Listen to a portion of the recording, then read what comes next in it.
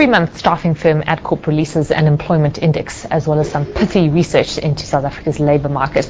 And this month, in both senses, the data is sobering. Employment dropped sharply in March, while an analysis on the National Skills Development Programme shows yet another key government department in crisis. And joining us now is Loane Sharp, Adcorp's labour economist. Loane, thanks very much for coming through. As I said, it's rather sobering reading. In fact, it always is, and it feels like it's becoming increasingly so. But starting off with the fact that there were 33,000 or thereabouts jobs lost in March, that's quite a plunge, and it seems it's especially seeing as a lot of those jobs were lost in sort of skilled sectors of the economy. Half of the job losses were in high-skilled occupations, which is the first time in 15 years that this has occurred. The economy has an insatiable demand for high-skilled positions, which is why executive remuneration is rising so quickly. Also, professional remuneration is rising rapidly. So it's very strange for the economy to shed high-skilled jobs, and in these sorts of quantities.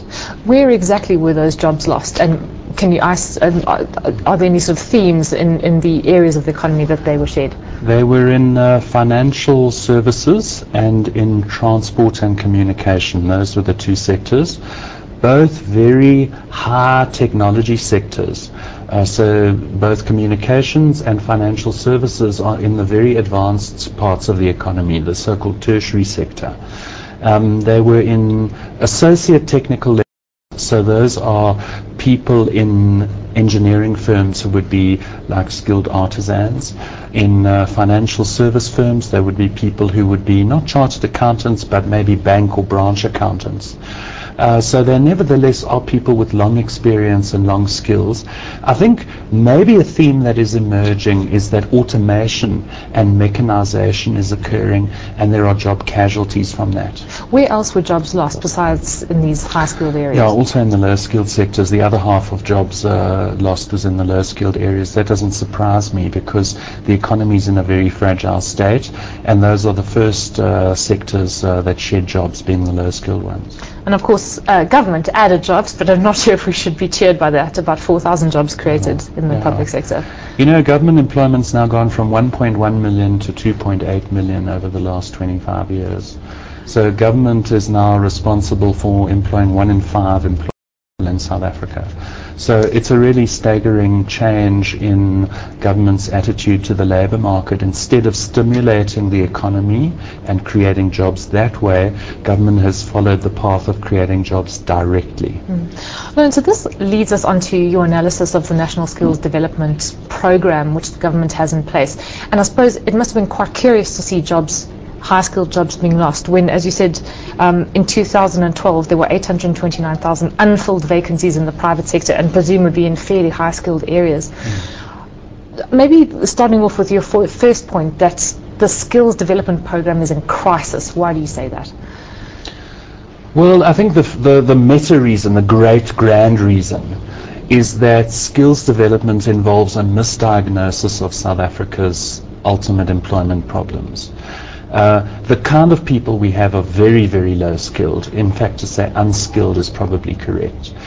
The jobs we have available are extremely high skilled.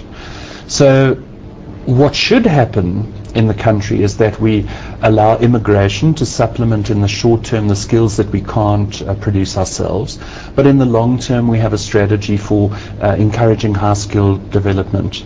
What's actually happening is that the universities are failing, the further education and training colleges are failing, the former technicons are failing, and they're failing to produce skills that are relevant in the workplace. So you're saying they're producing too many skills in the humanities rather than the sciences? Which is not a criticism of the arts and humanities and the social sciences. Those are valid areas of study, but they're not what the workplace requires.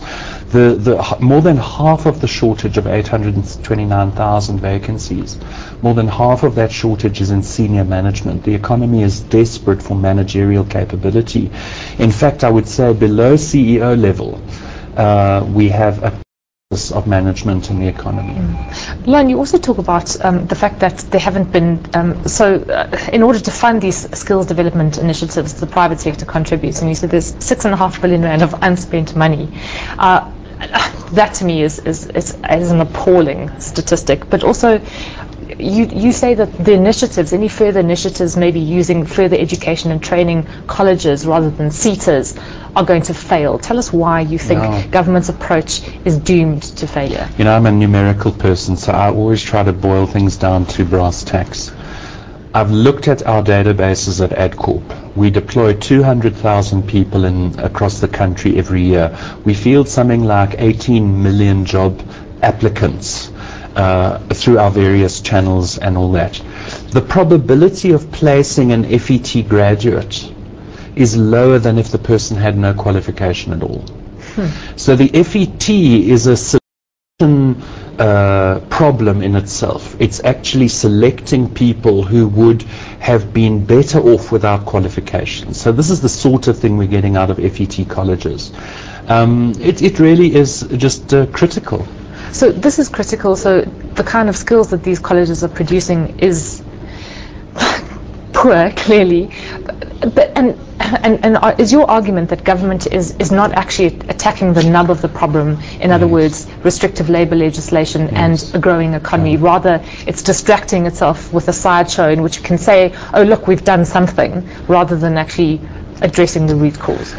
A whole group of bureaucrats decided in the mid-90s that a skills shortage was going to solve or the skills development was going to solve all of South Africa's problems. We're nearly 20 years on and it hasn't. And the bureaucrats are now deciding that the mechanism was incorrect rather than the concept.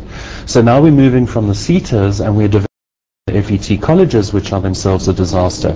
I think government's misdiagnosed the problem. Government cannot recognize that labour market reform is necessary so long as it's in an alliance with trade unions. It's politically impossible to reform the labour market, but that is what is needed to create jobs on a large scale.